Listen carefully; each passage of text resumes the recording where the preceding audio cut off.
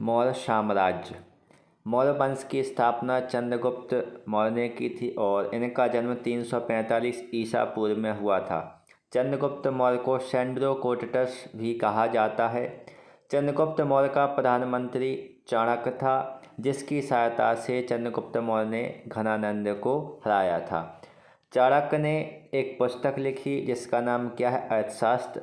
और इस पुस्तक को यदि हम देखें तो ये राजनीति से संबंधित है। तक्षशिला धनुर्विद्या तथा वैदिक शिक्षा के लिए पूरे विश्व में प्रसिद्ध था। चंद्रगुप्त मौर्य ने अपनी सैनिक शिक्षा यहीं से प्राप्त की थी। कौशल के राजा प्रसेनजित, मगध का राजवैद्य जीवक और चाणक्य ने भी यहीं पर शिक्षा प्राप्त की थी। चंद्रगुप्त मौर्य 322 ईसा पूर्व में मगध की राजगद्दी पर बैठा। चंद्रगुप्त मौर्य जैन धर्म का अनुयायी था। इसका धार्मिक गुरु भद्रबाहु था। चंद्रगुप्त मौर्य ने 305 ईसा पूर्व में सेल्यूकस निकेटर को हराया। चंद्रगुप्त मौर्य की सेना 6 भागों में बटी हुई थी। सेल्यूकस निकेटर ने अपनी पुत्री कार्नेलिया की शादी चंद्रगुप्त मौर्य के साथ कर दी। कार्नेलिया का दूसरा नाम हेलेना भी था। मेगस्थनीज सेल्यूकस निकेटर का राजदूत था, जो चंद्रगुप्त मौर्य के दरबार में रहता था। मेगस्थनीज ने इंडिका नामक पुस्तक लिखी।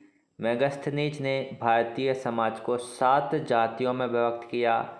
इसने पाटलिपुत्र को पालीब्रोथा नाम दिया। तो यहाँ से पूछा जा सकता है मेगस्थनीज किसका राजदूत था, तो सेल्यूकस निकेटर का राजदूत था। ये चंद्रगुप्त मौर्य के दरबार में रहता था। मेगस्थनीज के द्वारा लिखी गई पुस्तक का नाम क्या है, इंडिका है। और मेगस्थनीज ने पाटलिपुत्र को क्या नाम दिया था, पालीब्रोथा नाम दिया था।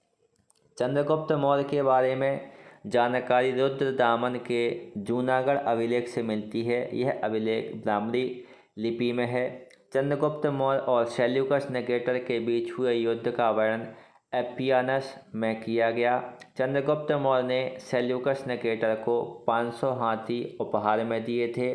चंद्रगुप्त की मृत्यु 298 ईसा पूर्व में श्रवणबेलगोला कर्नाटका में हो गई थी।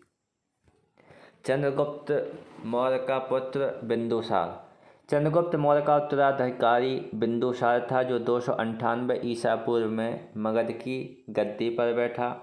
और बार बार पूछा जाता है, बिंदुसार को अमित्रघात भी कहते हैं, और जिसका अर्थ क्या होता है, शत्रु विनाशक। बिंदुसार आजीवक संप्रदाय का अनुयायी था। बिंदुसार के दरबार में डाइमेकस नामक राजदूत को सीरियन के राजा एंड्रियोकस ने भेजा था। बौद्ध विद्वान तारानाथ ने बिंदुसार को 16 राज्य का विजेता बताया था। जैन ग्रंथों में बिंदुसार को सिंहसेन कहा गया है। तो यहाँ से भी एक ऑब्जेक्ट पूछा जाता है, जैन ग्रंथों में बिंदुसार को किस नाम से जाना जाता है, सिंहसेन के नाम से जाना जाता है। तक्षशिला में हुए विद्रोह को दबाने के लिए बिंदुसार ने अपने पुत्र अशोक को भेजा था। और तक्षशिला में विद्रोह का मुख्य कारण क्या था, आधिकारिक दुर्व्यवहार था। अब यहाँ पे आप देखेंगे बिंदुसार के पुत्र अशोक के बारे में।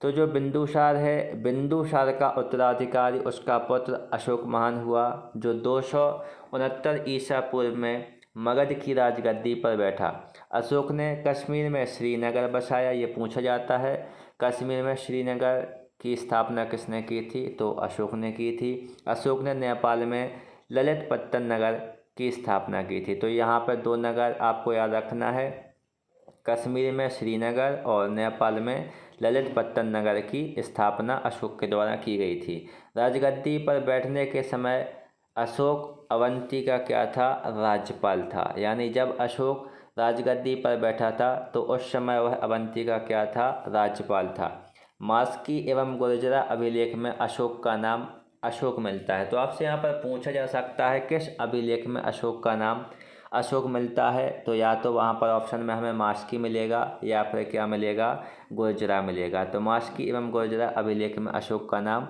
अशोक मिलता है। पुराणों में यदि हम यहाँ पर देखें तो पुराणों में अशोक को अशोक वर्धन कहा गया है। अशोक ने राजगद्दी पर बैठने के 8 वर्ष बाद 261 ईसा पूर्व में कलिंग पर आक्रमण कर दिया और कलिंग की राजगद्दी तोसली पर अधिकार कर लिया। यहीं से यहाँ पर थोड़ा सा परिवर्तन होगा इनके हृदय में। कलिंग का राजा जब खारवेल था, जो जैन धर्म का क्या था, अनुयायी था।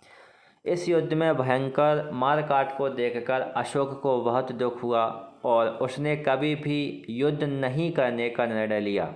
इस युद्ध के बाद अशोक ने बौद्ध धर्म अपना लिया। पहली बार भगवान शिव की पूजा करता था। अशोक के प्रधानमंत्री का नाम राधागुप्त था। अशोक का धार्मिक गुरु उपगुप्त था। अशोक की माता का नाम सुभद्रांगी था। वह चंपा के एक ब्राह्मण की पुत्री थी। असंधिमित्रा एवं कारुबाकी अशोक की 2 पत्नियां थीं। भारत में शिलालेख का सबसे पहले प्रचलन अशोक ने किया। अशोक द्वारा शिलालेख में ब्राह्मणी, खरोष्ठी, ग्रीक एवं अरामाइक लिपि का प्रयोग हुआ।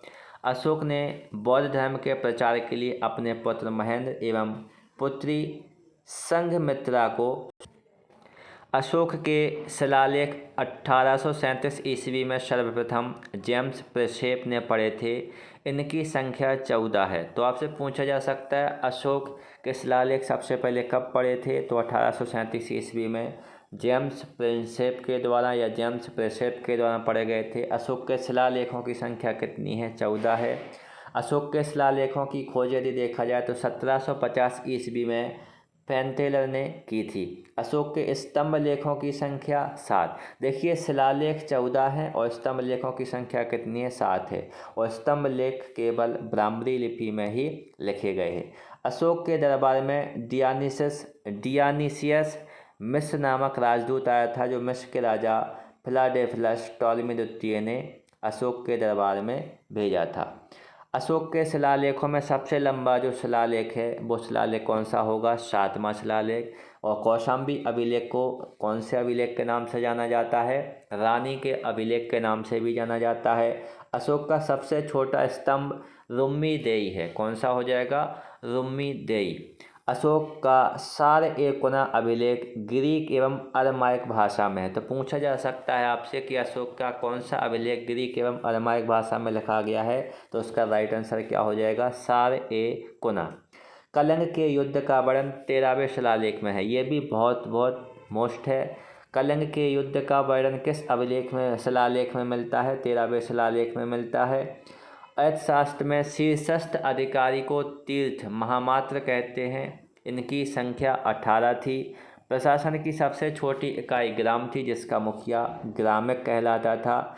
अशोक के समय में मौर्य साम्राज्य के प्रांतों की संख्या की यदि बात की जाए तो यहाँ पर प्रांतों की संख्या कितनी थी, 5 थी। और प्रांतों को किस नाम से जाना जाता था, चक्र के नाम से जाना जाता था। बिक्री कर के रूप में मूल्य का 10वां भाग वसूला जाता था। इससे बचने वालों को मृत्युदंड दिया जाता था। युद्ध में सेना का नेतृत्व करने वाला जो अधिकारी होता था उसको क्या कहा जाता था, नायक कहा जाता था।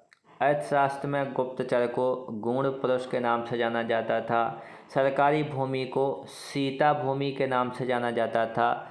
नंद वंश का विनाश करने में चंद्रगुप्त मौर्य ने कश्मीर के राजा प्रवर्तक से सहायता प्राप्त की थी। मौर्य शासन यदि हम देखें तो 137 वर्षों तक रहा। मौर्य वंश का अंतिम शासक बृहद्रथ था, जिसकी हत्या उसके ही सेनापति पुष्यमित्र शुंग ने 185 ईसा पूर्व में कर दी और मगध पर शुंग वंश की नींव डाली थी। मौर्य साम्राज्य की जो मुद्रा थी उसको क्या कहा जाता था, पण कहा जाता था। और अशोक का नाम यदि हम यहाँ पर देखें तो देवा नाम प्रिय यानी देवताओं का प्रिय भी है।